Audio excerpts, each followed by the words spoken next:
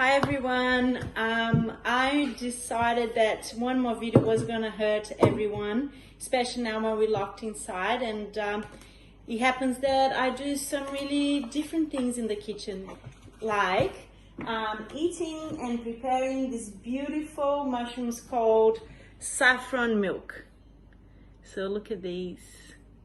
Okay, so these come from the state forest, and you can see some of my videos in my Facebook. So basically I already cleaned all of them, and I took the stem because you can cook and eat the stem, but it's just a little bit harder. I don't like chopping vegetables too much because, you know, like, you get most of their goodness out that way. So I'm really careful when I chop them, and I trim them and I peel them, like especially like sweet potato these days.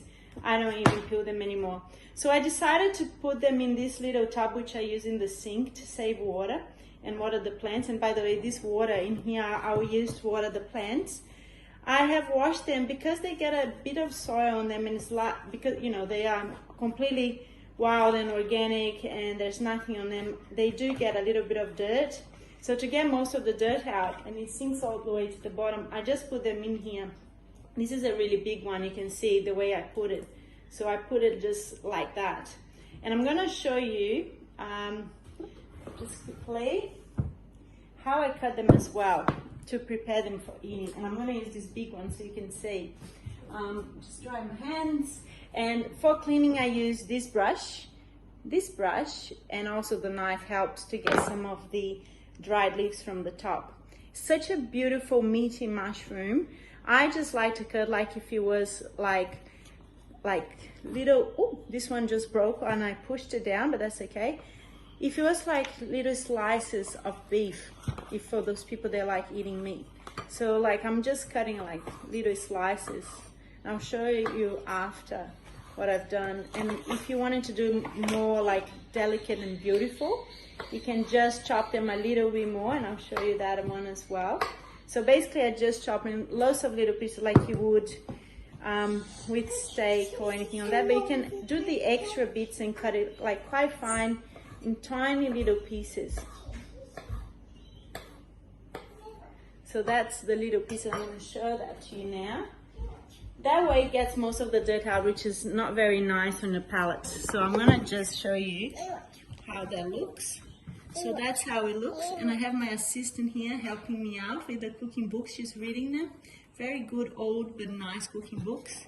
So that's how it looks there. And I'll just show you at the back as well, where I left all the dirt, all the debris from the mushrooms behind, which I will throw it all in the garden.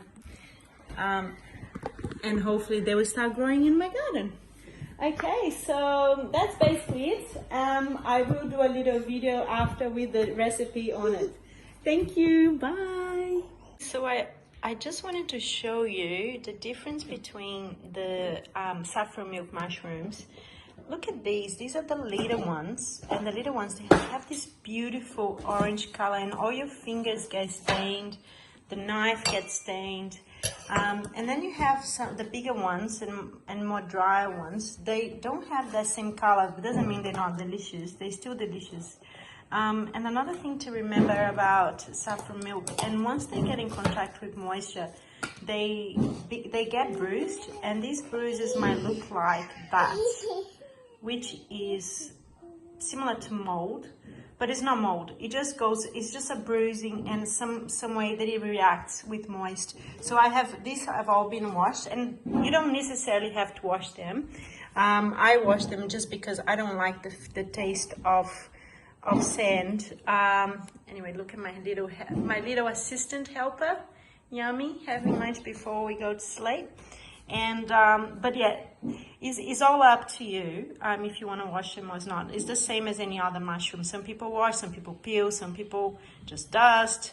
I just don't like the taste of the sand. And this is like, look how beautiful this is. Awesome little mushroom. These are the actual size I prefer than the more bigger ones, like this one, or sometimes, you know, the size of my hand. Cool. All right, then we're gonna have a look at them cooking. Okay, so everything is in the pan now. So I do the strips first. And I put a garlic butter, this one. Not garlic, sorry. I put a rosemary butter, and I'm gonna leave those ones to make them whole.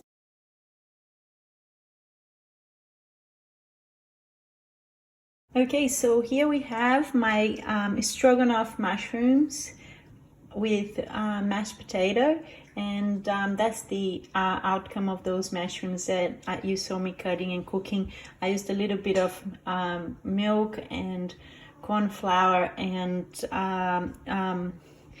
I think shallots and curry paste, so it's slightly different than your usual stroganoff, but it tastes yummy, it's delicious. And I also did one with soy, and so that's gonna go on the stir fry later tonight. Okay, bye.